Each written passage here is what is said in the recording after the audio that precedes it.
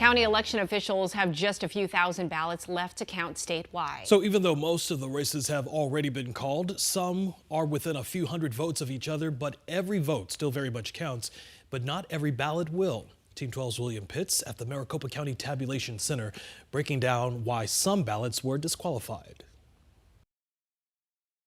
Maricopa County is now in what's called the curing process. Curing a ballot basically means fixing a ballot that had something wrong with it and needs a second look.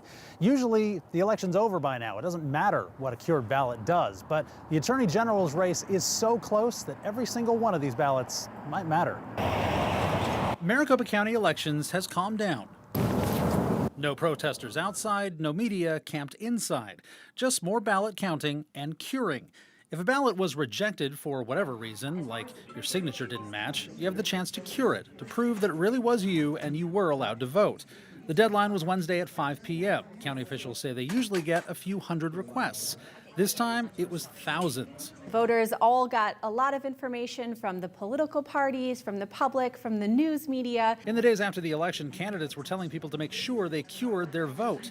But election officials are also finding that some of these curing requests aren't legitimate. It's looking like some of them are not registered voters that did put some of that in, but that's why we'll have to work through each of those. So how do you put in a curing claim for a vote you never cast? But we also had something called text to cure this time around, where they were provided in that letter a very specific link. And so that link was shared a little bit more broadly than to those direct voters that were impacted, and I think that's probably what happened. And because that link got shared around, county officials say thousands of people filled out the online forms, claiming they needed to cure their ballots.